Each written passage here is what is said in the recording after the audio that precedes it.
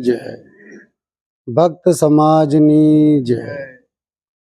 प्रातः वंदनीय श्री सद्गुरुदेव, विश्व वंदनीय कबीर साहेब, पूजनीय संत समाज, आदरणीय भक्त समाज। આપણે બધા સત્સંગ તો સાંભળીએ જ છે, બહુ સમયથી સંતો આપણને સંભળાવતા જ હોય છે।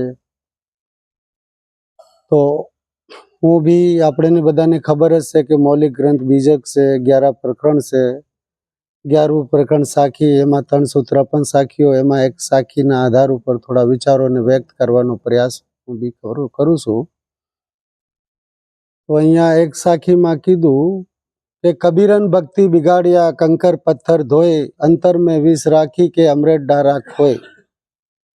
તો અહીંયા સંસારમાં ભક્તિ આ માયાવી ગુરવા લોકોએ બગાડી નાખી। કબીરન ભક્તિ બિગાડ્યા, કંકર પથ્થર ધોય। તો અહીંયા બધા માનવોને કાકરા પથરા ધોતા કરી દીધા। કંકર પથ્થર, આજે તીર્થોમાં પથરાને પાણી, ને આજે આપણે જોઈએ શ્રાવણ મહિનામાં વરસાદ પડતો હોય, લોકો જોડાઈ નથી પહેરતા, 200-500 કિલોમીટરથી પાણી, વરસાદ તો પડે જ બધે, તો એ 200-500 કિલોમીટરથી ચાલતા ચાલતા જઈને પાણી લાવે, ને પાણી લાવીને એક પથરા ઉપર રેડે, એમાં એક ટીપું પાણી જાતું નથી। ઘરે માતા પિતા તરસ્યા बैठा છે, એને પાણી પાતો નથી, ને એ કે તો હું કે તમે અત્યારથી ગરડા થઈ ગયા, બેસી ગયા, અત્યારથી તમે હુકુમ કરો છો, આખી ઉંમર શું કોણ સેવા કરશે, ઉઠીને પીવાતું નથી, આમ તેમ 70 વાતો એને સંભળાવે છે।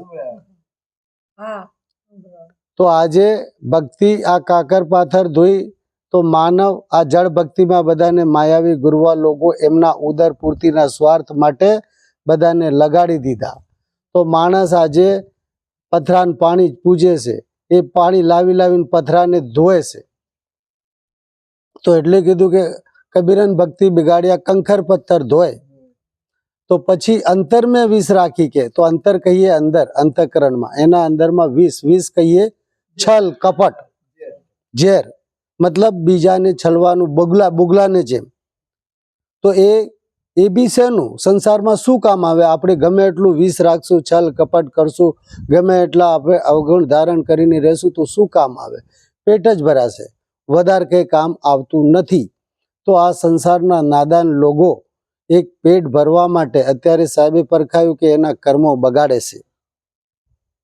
તો આ શરીરનું પાલન પોષણ માટે ને શરીર સંબંધી કુટુંબી જે માન્યા છે, પરિવારને પાળવા માટે આપણે બધા વાલ્મીકીની વાત જાણીએ જ છે। એ વાલીઓ ડાકુ યા લૂંટેરો એવું લોકો કહે છે। તો એ બધા લોકોને મારી કરી લૂંટી લોકો આપી દેતા, તો આમ નામ કે ના લઉં, હું તો મહેનત કરીને લઉં કે તમને મારી કૂટીશ પછી લઈશ।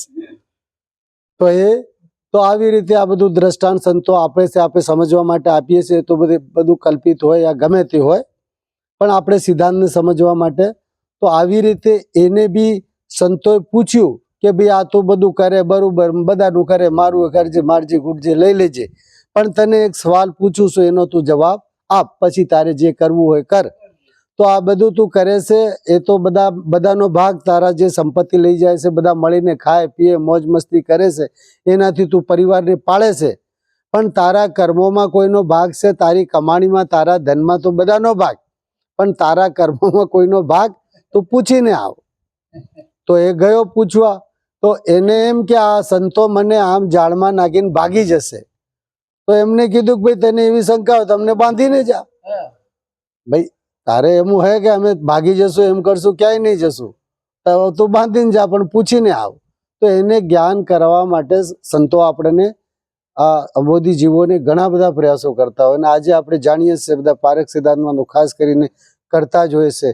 એટલું બધું દુઃખ કષ્ટ અત્યારે સાહેબે સમજાવ્યું કે વરસાદ હોય, આ હોય, તે હોય, ગમે તે હોય, કરતા જ હોય। તો એટલે એ પૂછવા ગયો, તો પેલા તો કે ભાઈ તારું ફર્જ છે, અમે થોડું કીધું તું ચોરી કર, ડાકો ના ગાતે, તું મહેનત મજૂરી કર, ના થાય તો ના પાડી લે, અમે અમારે જીવી લેશું। તો અહીંયા આ વાત છે કે બધા જીવો પોતપોતાની રીતે જીવે છે, તો આપણે જીવવાને જીવાડવા માટે એટલા અધમ કર્મ કરવા પડે છે. આજે માનવ શું કર્મ બાકી રાખે છે, સંસારમાં કરે છે ને પછી આ ગુરવા લોકોના જાળમાં ચક્કરમાં આવીને પથરા પાણી પૂછતો થઈ ગયો, હાવ જળમાં જળાદ્યાસી થઈ ગયો. એને ક્યાંય દેખાતું જ્ઞાન તો નથી થતું, પણ વિચાર વિવેક બી નથી કરતો કે આ બધી ઉત્પત્તિ માનવની છે.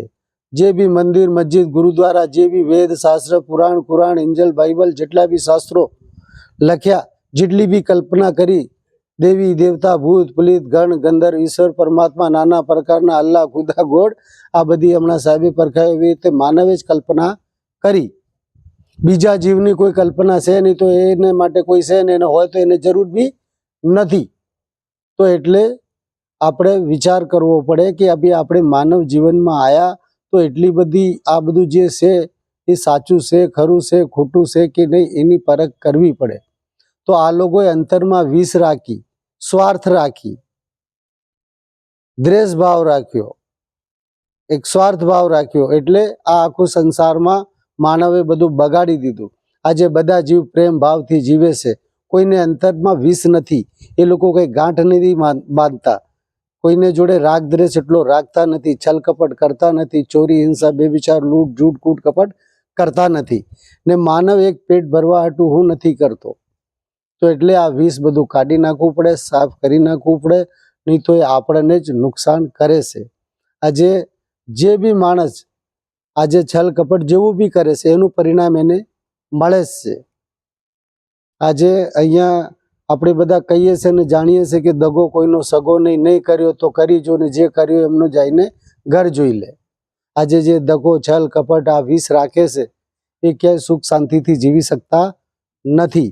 એટલે સાહેબે અહીંયા પરખાવ્યું કે ભાઈ આ કબીરન ભક્તિ બિગાડ્યા, કંકર પથ્થર ધોય, અંતર મેં વિષ રાખી. કે અમૃત ડાલિક હોય તો અમૃત એટલું ઉત્તમ માનવ જીવન, એટલી સૂઝબૂઝ વાણી વગેરે હાથ વગેરે કેટલું સુંદર આને બનાવ્યું, પણ આ એક પેટ ભરવાના ધંધામાં આવી રીતે કર્મ બગાડીને 84નો ગામી થઈ જાય છે. આ મોક્ષનો ગામી છે. મોક્ષ પ્રાપ્ત કરવાની ભૂમિકા કર્મ ભૂમિકા હોવાના કારણે મુક્ત ભૂમિકા, પણ આ પાછો આવી રીતે સ્વાર્થમાં પડીને આ ગુરવા લોકો બી આવી રીતે સ્વાર્થ માટે આ જીવોને પથરા પાણી પૂજાવીને આ ઉત્તમ માનવ જીવન અમૃતરૂપી એમાં વિષ ગોળી દીધું. તો આજે બધા એને એ કરતા થઈ ગયા.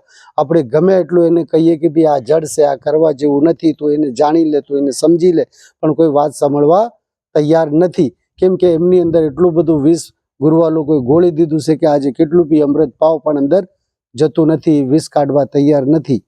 આ આખી કલ્પના છે, આ બધું ભ્રમિક છે, આ બધું મિથ્યા છે, જૂઠું છે, પણ જાણવા તૈયાર નથી. અહીંયા કઈ બી વસ્તુ સત્ય હોઈ શકતી નથી.